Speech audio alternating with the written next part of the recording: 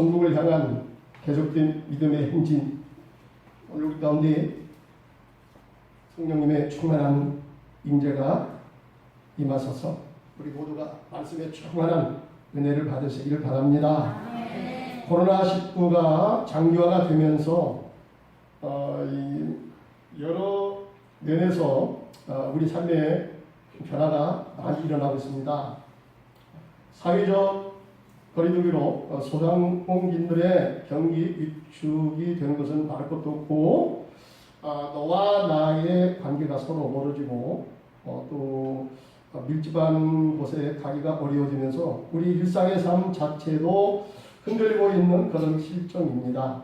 이로 인해서 최근 일본에서는 자살 인구가 급증하고 있는 그런 추세에 있고, 또 세계 사람들에게서 콜로나 우울증이죠. 콜로나는 신종어까지 생겨나게 된 것입니다.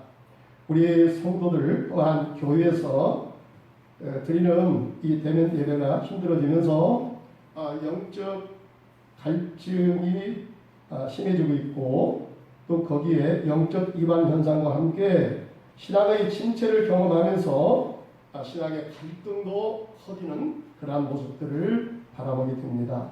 본문에 의하면 데살로니가 교회가 영적인 몸살을 앓고 있었습니다. 그 교회는 사도 바울이 고소를 당하고 죽음의 위협과 핍박을 당하면서 세운 교회였습니다. 그럼 그 교회가 바울에게 들려온 바에 의하면 신앙생활을 매우 잘하고 있다.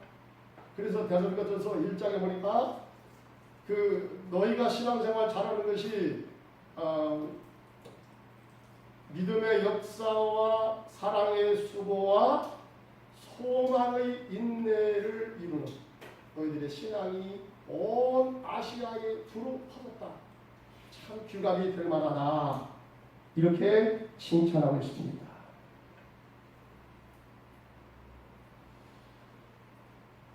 그런데 문제점도 생겨났습니다. 종말론에 대해서 큰 문제가 발생한 것입니다. 사도 바울이 그 교회에서 종말론을 열심히 가르쳤는가 봅니다. 그래서 그들 중에 일부가 주님 재림하는 날짜를 계산해가지고 주님이 지금 곧 온다, 이렇게 이야기를 했습니다. 이 소문을 퍼뜨린 것입니다. 그로 인해서 교회가 혼란되었고 일반 사회적으로도 문제가 확대가 된 것입니다. 주님이 곧 가까이 다가오시는데 직장에 다녀서 뭐해? 결혼해서 뭐해? 주님이 다시 오시고, 주님 오시면 세상이 끝장날 판인데 일해서 뭐해? 이렇게 된 거예요. 그래서 일도 다 포기, 직장생활 그만둬, 일상의 삶이 다 멈춰버린 거예요. 이래서 사회적으로 큰 혼란이 야기가 된 것입니다. 바로 이때에 바울은 데살로니가 전서와 후서를 급히 써서 보내면서 이 사태를 수습하기에 이른 것입니다. 그는 이 서신에서 주님이 언제 오시는지 그것은 주님도 모른다 하셨다. 예수님께서 마태복음 24장에 보니까 그날은 천사도 모르고 인자도 모르고 하늘에 계신 아버지만 안다. 그러니까 그 날짜는 아버지에게 이름했어요. 예수님은 그것을 비밀로 붙인 것입니다. 알아도 발표하지 않은 것입니다. 왜 그러냐면 여러분, 하나님의 뜻은 그때까지, 그 시간까지 우리 모두가 다 자기의 그 일터에서 사명을 감당하는 것이 하나님 아버지 뜻이에요. 근데 그것을 미리 발표해버리면 여러분 어떻게 됩니까? 내일 내가 죽는다. 여러분, 이것이 확실히 정해있다 한번 해보세요. 어떻게 되겠어요? 난리가 날까 아니겠습니까? 무슨 일인들 손에 잡히겠습니까? 아닙니다. 밤잠도 못 자게 될 것입니다. 일상의 삶이 다 깨져버릴 것입니다. 그렇기 때문에 마지막 종말에 대한 날짜는 하나님만 아신다. 예수님도 하나님에게 그걸 미리만 사항이거든요. 근데 그것을 자꾸 날짜를 발표하려고 그래요. 그래서 사람들의 시선을 자기 쪽으로 끌으려는 그런 인기 전술에 휘말려가지고 이런 엉뚱한 일을 벌이게 된 것입니다.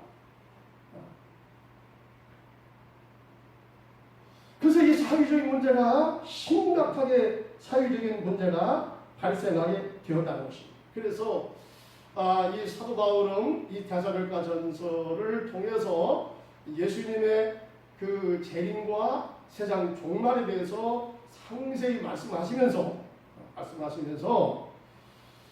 주님이 언제 오는가 이것은 별로 그렇게 중요하지 않다. 내일 오면 어떻고 한 달 후에 오면 어떻고 1년 후에 오면 어떠냐? 그것이 문제가 되는 것이 아니라 그 주님 앞에 섰을 때에 내가 어떠한 모습으로 주님 앞에 설 것인가 이것을 우리가 준비하면서 살아가는 것이 더 중요한 것이 아니냐 이렇게 바울이 말씀합니다. 그런데 그렇게 말한다고 해서 다 끝난 문제가 아니에요. 왜 그러냐면 여러분 이제 주님의 재림의 날짜가 이 사도 바울 지금은 물론 이제 다릅니다. 그러나 사도 바울 시대는 거의 2000년 전이잖아요. 그러다 보니까 지금까지도 아직 예수님 오시지 않았는데 여러분 그때는 얼마나 멀리 주님의 재림이 떨어졌겠어요. 그러다 보면 여러분 어떻게 됩니까? 우리가 천국 갈 날이 멀다. 그런 사람들이 어떻게 될까요? 아무래도 아이고 지금 열심히 놀고 아싸라 삐라 하면서 아주 세상 일에 열심히 내고 놀러갈 거 다 놀러가고 이렇게 한 다음에 숨이 꼴깍 하고 넘어갈 때 그때 예수 믿는다고 고백하고 천국 가면 되지. 주님이 다시 오실 때에 그때 열심을 내면 되지. 지금부터 그렇게 신경을 쓸 필요가 뭐가 있나. 여러분 이런 생각을 하면서 신앙생활이 느슨해지고 약해지지 않겠습니까? 그렇죠. 그래서 바울은 이 문제 해결을 위해서 이제 주님이 다시 오시는 그날이 우리가 언제인지를 모른다. 그날의 징조는 말씀했지만 예수님이 다시 오실 때와 세상 종말에 관한 그런 여러 가지 징조로 나타날 것을 주님이 말씀하시고 이때가 되면 인자가 문 앞에 가까이 온 줄로 알아라 하면서 신앙생활 각성하고 깨어서 열심을 낼 것을 말씀했지만 여러분 내 시대에 이것이 아직 오지 않는다라고 생각했을 때 자꾸 우리가 영적으로 느슨해지고 약해지고 이렇게 될 것이 뻔하다 이 말입니다. 그래서 사도 바울은 이것을 내다보면서 우리의 신앙생활은 단기간 내에 해서 끝날 것이 아니고 어디까지 가야 되느냐? 세상 종말까지. 세상 종말은 여러분 주님이 다시 오셔서 역사적인 종말도 있지만 그것이 아니라 할지라도 여러분 내가 세상 끝나는 날이 내 개인적인 종말이야. 그러죠? 그렇기 때문에 그날을 바라보면서 그때까지 열심히 달려가는 신앙생활을 해야 된다. 아멘. 여러분 이렇게 우리에게 말씀하시는 것입니다. 그러기 위해서는 어떻게 해야 되느냐?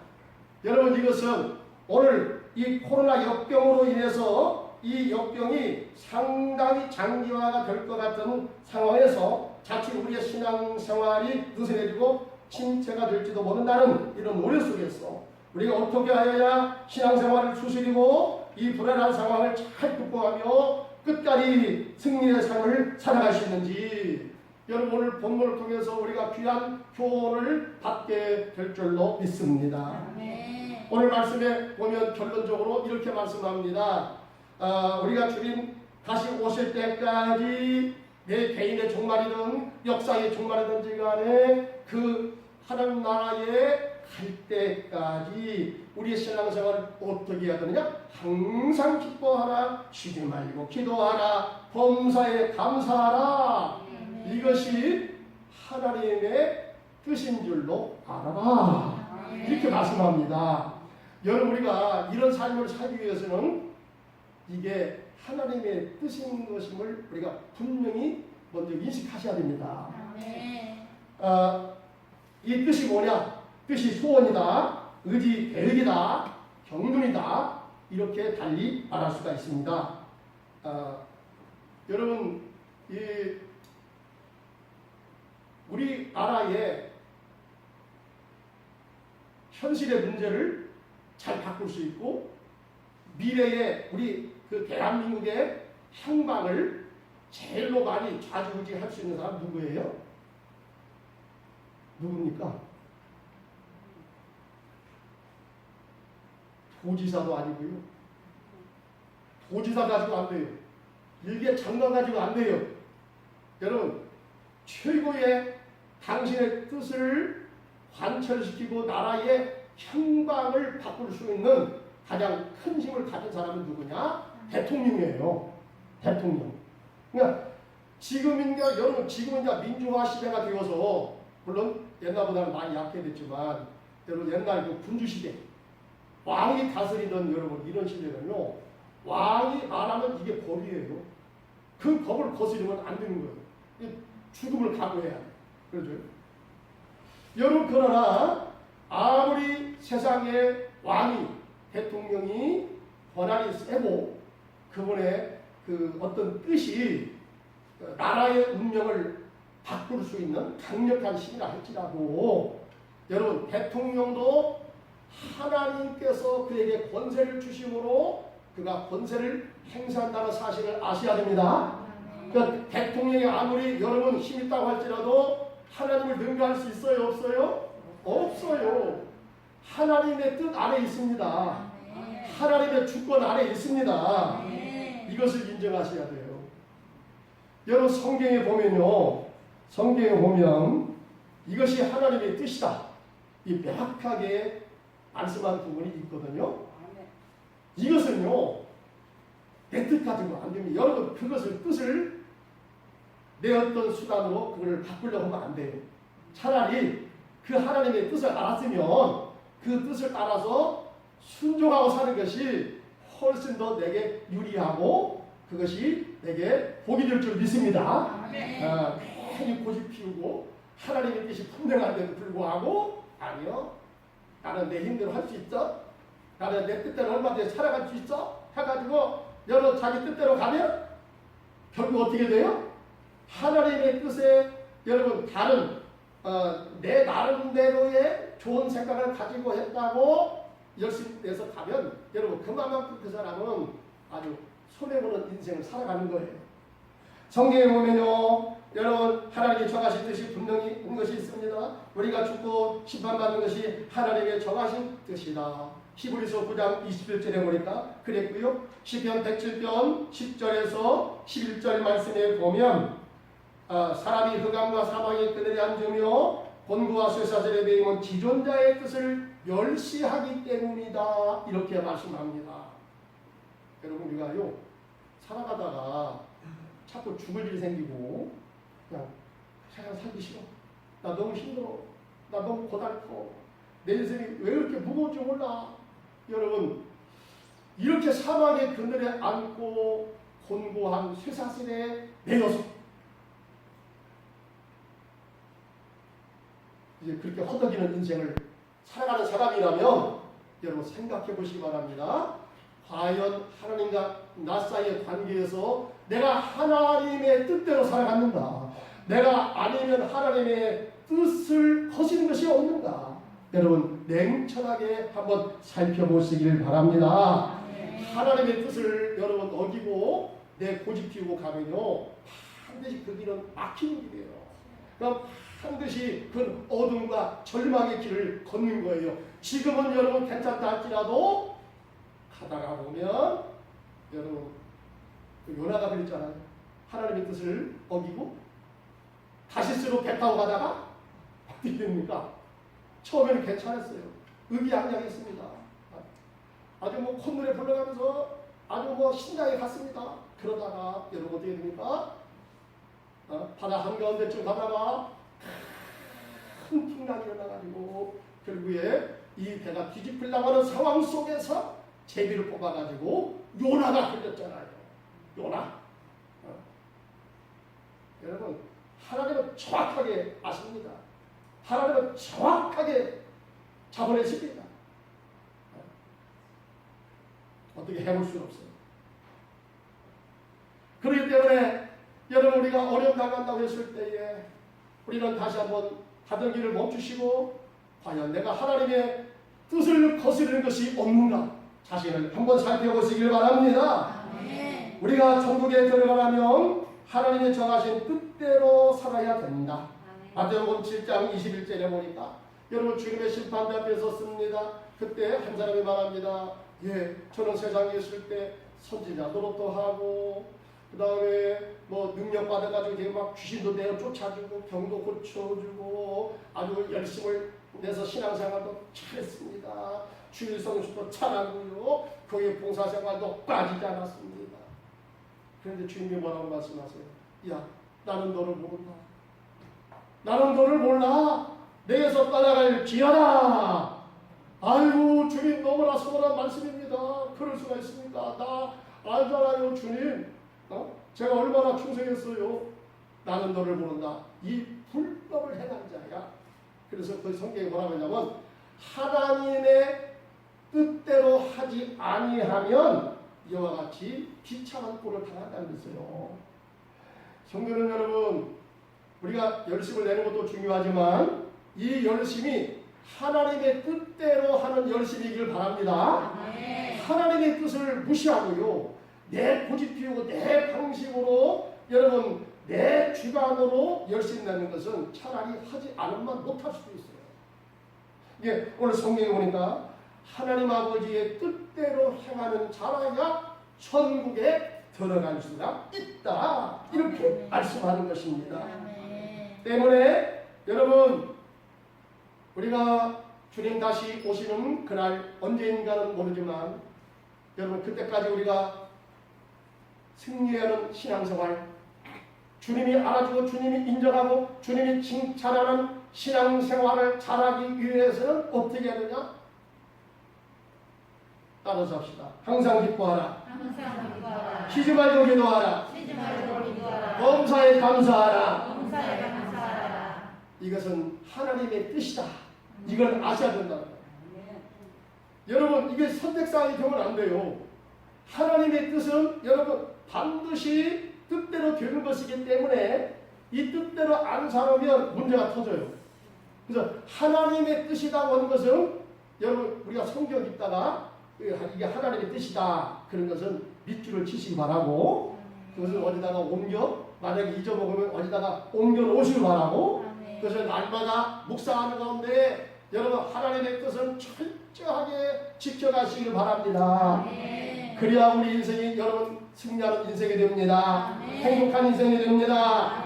성공적인 신앙생활을 하게 될 줄로 믿습니다. 우리가 하나님의 뜻대로 신앙생활 잘하는 비결은 뭐냐? 따라서 합시다. 항상 기뻐하라. 항상 기뻐하라. 여러분 기뻐하는 것은 자신과의 이거 관계를 말씀하는 것입니다. 우리가 세상 살아가면서요. 여러분 이 기쁨이라는 것은 매우 중요한 거예요. 우리의 삶에 유랄료와 같은 역할을 합니다. 그래서 우리가 어디를 가든지 간에 웃겨주는 사람 있잖아요. 웃겨주는 사람. 웃겨주는 사람이 있으면 아주 인기 짱입니다. 그러죠? 우리가 힘들고 어려운 일을 할 때에도 여러분 한바탕 웃어버리면 확 풀려버려요. 스트레스 받는 것도 여러분 날아가 버립니다. 그러니까 이 웃는 것이 얼마나 중요한지 몰라요. 뿐만 아닙니다. 여러분 우리가 웃으면 잠언서 17장 22절에 보니까 이렇게 말씀합니다. 우리가 즐거워하는 것은 이것이 양약이 되고 마음의 슬픔과 근심은 뼈를 뭡니까? 상하게 한다. 그랬거든요. 우리 뼈를 녹여버려요. 우리 마음에 막 근심이 들어오고 막 염려가 생기고 막 불안을 끓고 여러분 이렇게 하면요 이건 막 뼈를 녹여버린다니까. 이게 죽으려고 작정한 사람은 자꾸 막 염려하세요. 그냥 염려해요. 근데 살기를 원하시는 사람은, 건강하게 살기를 원하는 사람은 기뻐하시기 바랍니다. 아멘. 기쁨이 넘치면 여러분 은혜가 있고요. 아멘. 기쁨이 넘치면 활력이 있고요. 아멘. 아무리 힘들고 어려운 일을 했다고 할지라도 기쁨으로 하는 것은요, 신나식을 해버립니다. 아멘. 근데 아무리 하기 쉽고 여러분 그것이 내게 유익이 된다 할지라도 내 마음이 속이 끓고 여러분 마음이 불안하고 마음이 심란하고 그러면요, 그것은 참으로 하기가 매우 어려워지는 거예요. 근데 여러분, 우리가 기뻐한다고 해서 어떤 사람은 세상적인 기쁨을 열심히 추구하는 사람이 있어요. 근데요, 아쉽게도 여러분 세상적인 기쁨이라는 건요, 항상 조건을 두고서 오게 됩니다. 이것이 내게 주어져야 돼. 내게 인기가 와야 되고, 돈이 와야 되고, 내 자녀가 좋은데, 이제 취직도 해야 되고, 내가 건강해야 되고, 뭐든지 내 중심이야, 내 중심. 내게 뭐가 와야 여러분 기쁘지. 내게서 있던 거 떠나가면 돈을 잃어버리면 어떻게 돼? 슬프잖아. 그렇죠? 슬프잖아. 이 세상적인 기쁨은 그렇다니까. 그리고 그뿐만 아니에요. 여러분 이 세상적인 기쁨은요, 굉장히 쾌락적이고 육체적이어서 죄 짓는 것과 굉장히 용감한 것이 굉장히 많거든요. 굉장히 많습니다. 그렇기 때문에 여러 세상적인 기쁨을 통해서 내 인생이 행복해져야 되겠다, 이렇게 마음 잡수시는 분은 빨리 그 마음을 버리시기 바랍니다. 이 별로 안 준 거예요. 그건 아주 굉장히 후유증을 많이 남기고 여러분 여러 가지 문제를 많이 야기시키는 그런 기쁨이거든요. 그래서 우리가 정말로 인생을 멋있게 살고 정말로 인생을 행복하게 살려면 어떻게 해야 되냐? 영적인 기쁨을 누리셔야 됩니다. 아멘. 영적인 기쁨이 뭡니까? 이게 성령으로 기뻐하는 것입니다. 여러분 예수님께서도 말씀했습니다. 누가복음 10장 20절에서 21절에 보니까 그러나 주신들이 너에게 항복하는 것으로 너희가 기뻐하지 말고 너희 이름이 하늘에 기록된 것으로 기뻐하라 하시니라.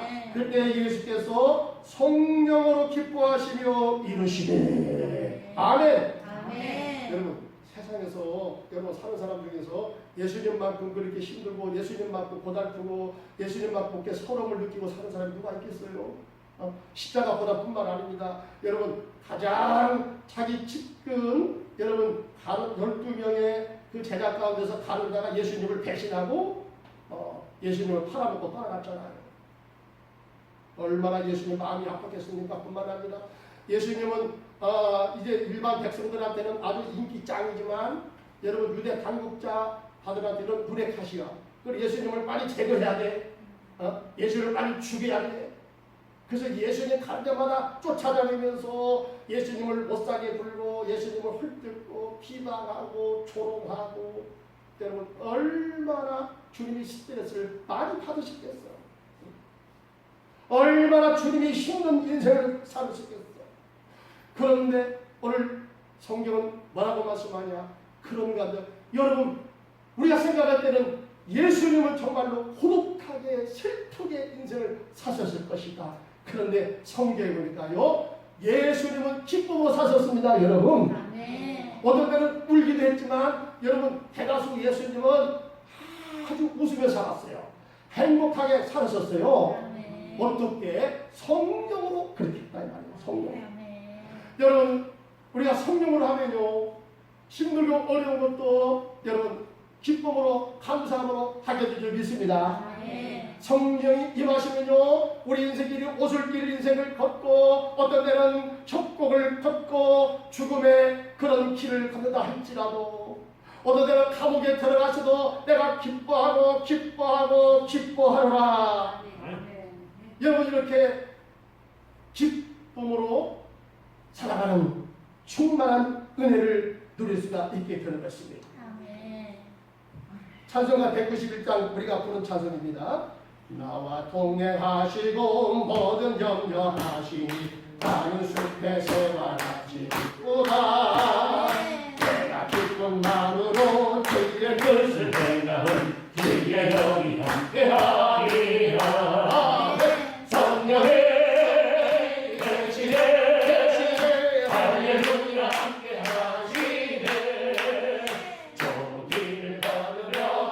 내가 기뻐하리라 주의 영이 함께하리라.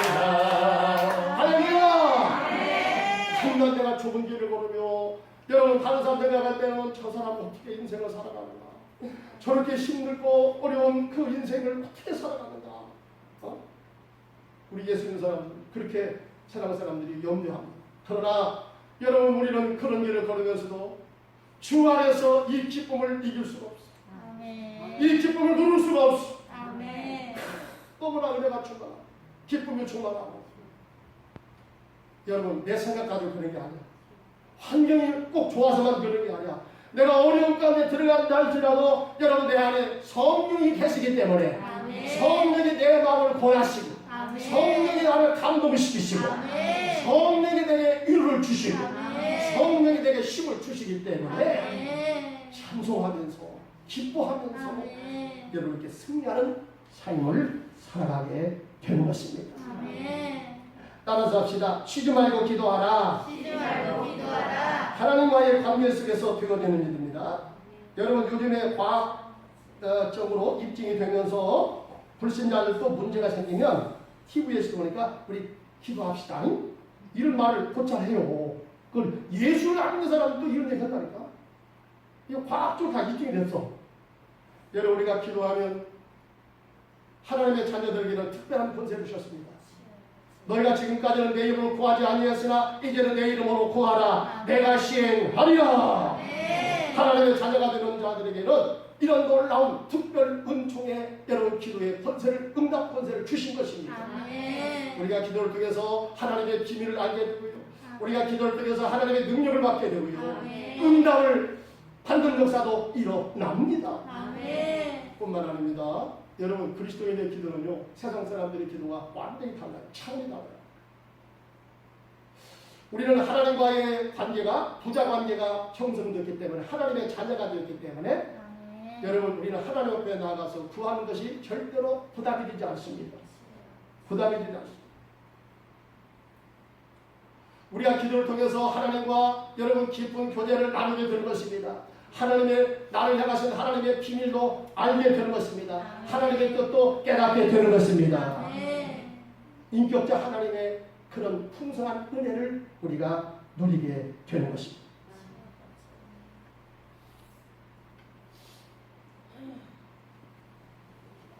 그래서 우리가 여러분 그리스도인들은 이 기도가 끊어지면 우리 영적인 삶이 여러분 끊어진다는 사실을 아셔야 돼요.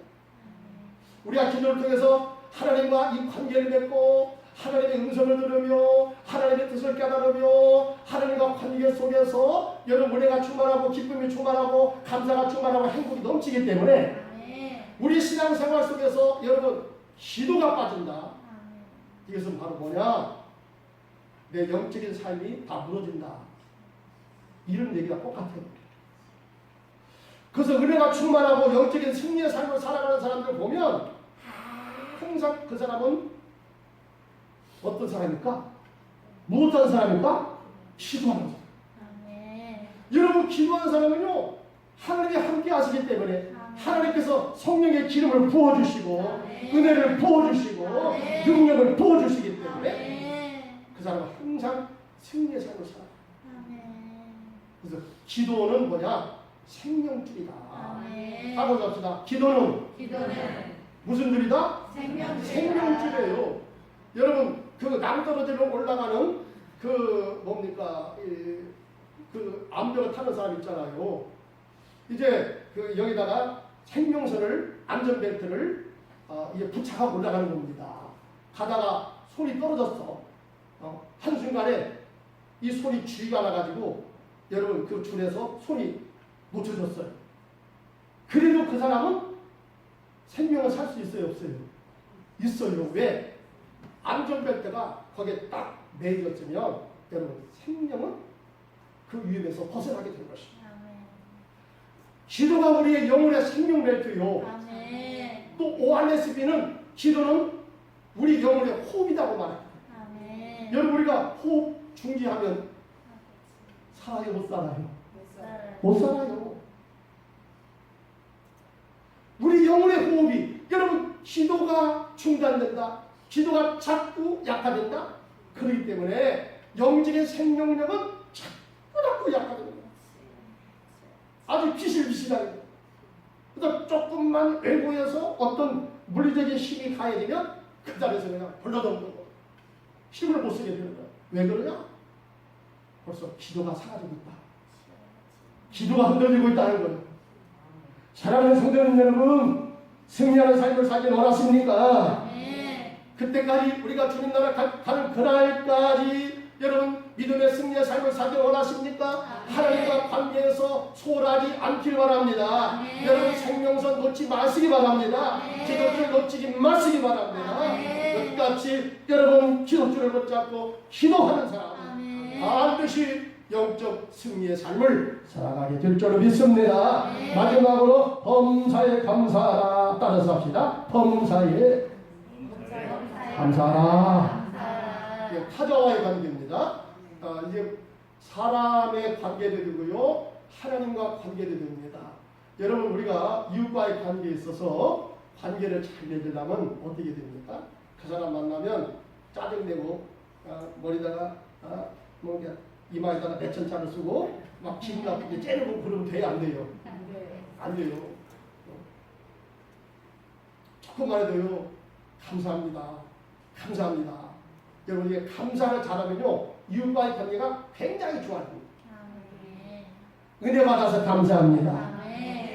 그러면 저한테 그런 소리 하면요 제가 기분 좋을까 안 좋을까? 제가 다음 주나 설교 더 열심히 준비할까 안 준비할까? 거예요. 근데 아니 목사님 은혜가 안 돼요 오늘. 그러면요 더 하기 싫어. 이상해요.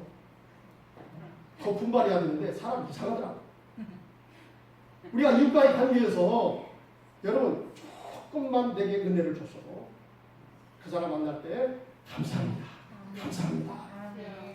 그러면 여러분 얼마나 기분이 좋겠어요? 더 주고 싶지. 더 주고 싶지. 여러분 감사를 사는 사람은 이웃과의 관계가 아주 좋게 잘 되어지게 될 줄 믿습니다. 하나님과 관계시도 그래요. 여러분 은혜 받았으면 하나님 땡큐 감사가 있어야 하는 거 아니에요. 감사. 할렐루야 할렐루야 찬양하라 내 영혼아 감사하라 내 영혼아. 그냥 감사하면요 아이고 내 새끼가 와서 이렇게 감사합니다요. 별것도 아닌데 그냥 이렇게 감사하는 이것도 주고 막 이것도 주고 다 주고 싶어요. 그 성경에 보니까 시편 100편 4절에 보니까 뭐라고 했냐? 감사로 거울에 들어가며 찬송 안으로 그의 궁정에 들어가서. 여러분 하나님 계신 곳에 들어가기 원하시며 그래서 하나님에게 가서 내 구할 것을 구하고 응답받고 하나님의 사랑을 받고 은혜를 받기 원하시며 여러분 감사함으로 들어가세요. 감사함으로 여러분 찬송함으로 그 궁정에 들어가세요. 하나님을 기뻐하시기 바랍니다. 감사하시기 바랍니다. 그자꾸 더 좋은 길이 열립니다. 근데 불평하고 짜증하고 원망을 하면요 하나님이 있던 것도 다 빼앗아간대요. 그러니 어떻게 하시겠어? 앞으로 감사하시겠어? 불평하시겠어? 불평해가지고 다 모든 거 다 뺏기고 여러분 건강도 뺏기고 은혜도 뺏기고 기쁨도 뺏기고 이렇게 빈털터리 인생을 사시겠어요? 감사를 열심히 해가지고 은혜 충만하고 감사 충만하고 능력 충만하고 여러분 하나님께서 막 채워주시고 막 기름을 부어주셔가지고 풍성하게 인생을 살고 싶어요? 부자가 되시기 바랍니다. 아멘. 네. 그러기 위해서는 여러분 이 성경에 보니까 뭐라 했습니까? 우리가 내게 은혜가 되면 그때 가서 감사해라. 아니? 근데 은혜가 안 되면 감사 안 해도 괜찮아. 성경이 그렇게 말씀한 것이 아니라 여러분 승리하는 신앙생활 잘하려면 어떻게 되냐? 범사에 감사하라. 지금 힘들고 조금 어려워도 감사하는 거예요. 성경. 그러면요 이상합니다. 하나님이요 그 소리를 듣고 계시다가 빨리 그 사람에게서 고난을 물리쳐 주시고 슬픔을 하나님께서 빨리 제거해 주시고 근데 다른 사람에 비해서 더 많이 가졌음에도 불구하고 짜증내고 원망하고 막 비관하고 이런 사람은요, 하나님께서 자꾸 더 뺏어가. 다 뺏어가고. 나중에 인생이 빈털터리가 되는 것이죠. 사랑하는 여러분, 우리가 범사에 감사가 있으시기 바랍니다. 범사에 감사. 그러기 위해서는 어떻게 하냐. 일단 내게 주어진 이 환경을 여러분 받아들이는 이런 훈련을 먼저 하시길 바랍니다. 내게 주어진 현재의 환경을 못마땅해도 지금 다른 사람에 비해서 내가 굉장히 불리해, 연약해, 나는 별 볼 일 없는 것 같아, 나는 왜 그렇게 이렇게 되는지 모르겠어.